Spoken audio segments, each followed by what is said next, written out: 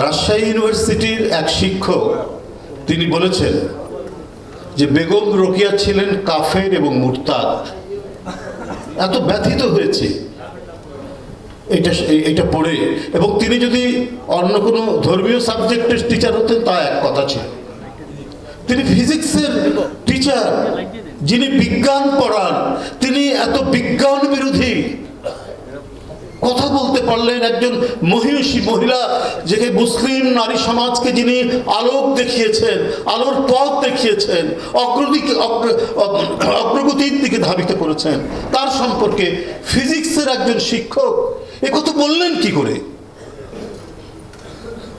এটা চিন্তা করা যায়। 5ই আগস্ট আমরা মুক্ত হয়েছি এক ভয়ঙ্কর দানবীয় ফ্যাসিবাদের পতনের মধ্যে দিয়ে, কিন্তু এই পতনের মধ্যে দিয়ে মুক্ত হওয়ার পরে ভেতরে কোনো অন্ধকার, কোনো অন্ধ কালো শক্তির উত্থান ঘটছে কিনা এটা নিয়ে আমার খুব সংশয় তৈরি হয়।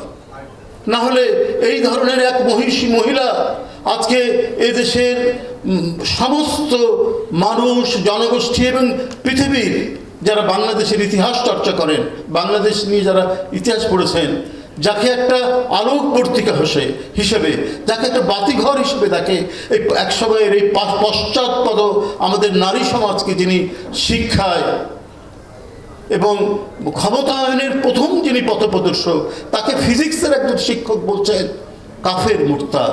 আমি তীব্র নিন্দা জানাই, ঘৃণা জানাই সেই শিক্ষককে।